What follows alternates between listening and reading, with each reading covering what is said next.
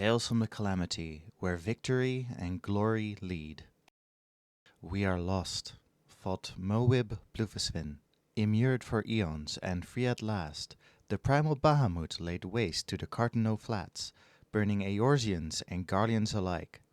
But I will find a way.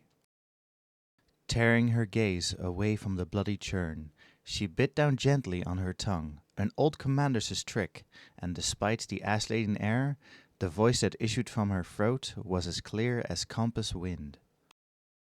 Belay previous orders. All Maelstrom units are commanded to fall back, effective immediately. In the distance, the Admiral caught a glimpse of Archon Louisoix's resolute silhouette, arms raised in the rite of summoning. Not even the 12th can help us now, she thought with something like despair as she swung herself into the saddle. Dalamut has hatched, and no man can unbreak an egg. Give the foreign levy priority, let the main host cover their retreat, and bring up the rear. Ainzir Slaverson let go the bridle as Moab took hold of the reins. A shard of the false moon had pierced a mail under his right arm, she saw.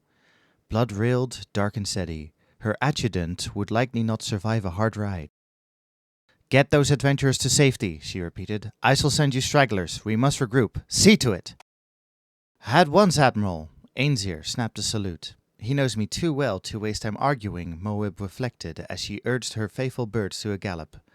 And he knows most of our runners are dead or near as, dammit. A sharp quair brought her back to the present.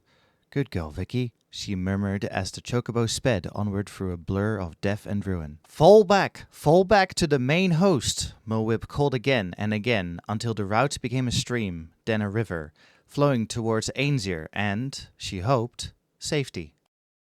But there was a knot in the crowd, fighting its way against the tide until it emerged at the rear, then pushing on towards the Guardian position. Always, Moab thought, without rancor, and spurred her chocobo forward. Always there are those who put glory before victory. Save your breath, Admiral. I mean to make those Guardian curs pay, and pay they will. Roswin spat, and Moab was reminded of the old saying, Pirates weep with their swords, and their tears are red.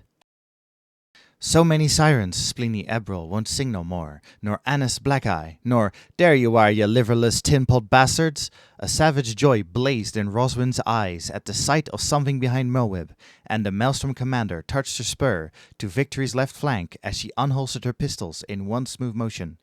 Death penalty barked, and a Garlean legionnaire tumbled backwards. Two sharp coughs from Annihilator, and more men fell to reveal the beetle-black gleam of Magitech armor cresting the rise. It has a beak, Moab thought with a strange calm, her legs squeezing Victory's flanks of their own accord. The chocobo sprang as the Magitech cannon roared. Then Moab was falling, the world drowning in blood and feathers, and she knew no more. The most rest you've had in years, I'll wager. Moab awoke to a familiar sight. Her quarters on the Triumph and Ainzir, his face graven with fatigue, but alive and on his feet. How long, she demanded. Present course and speed? 2 days, Limsa, 8 knots, he answered. The Alliance regrouped in Fanalan, where the alchemists saw to our hurts. They meant to keep you abed in Ulda, but I assured them that would not be necessary. We are crossing the Strait of Mulfor for home. The sirens, Roswin. Ainzir laughed. Moab could almost hear the rust in it. Command, especially the command of a retreating force, was a somber business. The bloody executioners hold you from the front like pullers with a bulging net, but they had no luck coaxing Captain Roswin to join the retreat. Then came the last of the dread pirate crews free, the Kraken's arms, and Carverlane swept her up onto the saddle like a bloody knight of Ishgard. Last I saw, they were trading curses. Good. Moab willed her eyes to stay open. She was suddenly very tired, and could not bring to mind the names of the others who had been present. No matter, Ainzir would know. The retreat from Cartano. I ordered a unit to be given priority. Did you get them to safety? Ainzir looked at her, his brow furrowed. Beg pardon, Admiral. My orders were to bring up the rear as the main host retreated, gathering any stragglers you directed towards us, then begin regrouping. You did not order that any be given priority over another. The coming days were too full for Moab or Ainzir to fret overmuch about her odd lapse. She had taken a blow to her head after all, and it was a trifle compared to what awaited them in Vilbrand. As the triumph neared home, they saw livid crystals bursting from Farrell's Sirius, flaunting their corruption for all to see.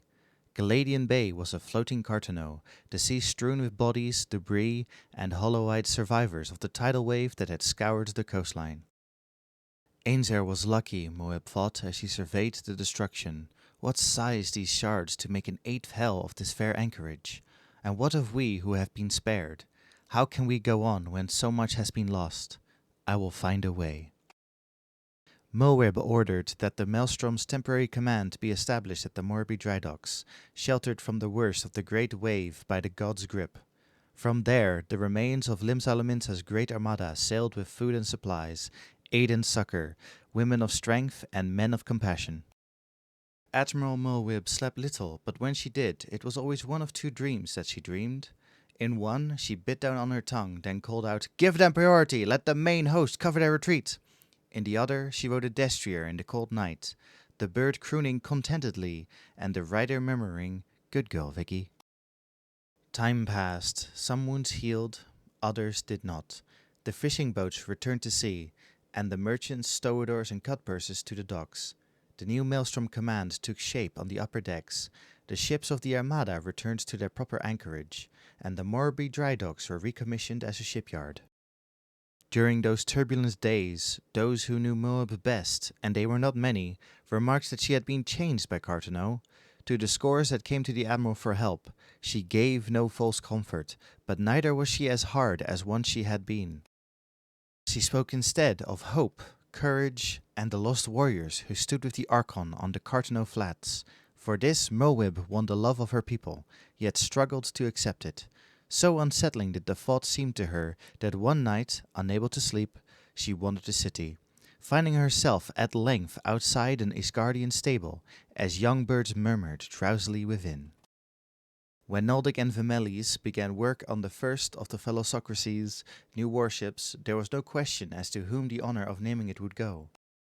One fine day soon after, half the city turned out to see the Victory's keel laid. When the Admiral of Limsalaminsa inscribed her name upon the oak with a great flourish, the cheers rolled like thunder across the tranquil waters of Galadian Bay, and set the gulls and ravens flapping from every mast. Thank you for listening to Tales from the Calamity, where victory and glory lead.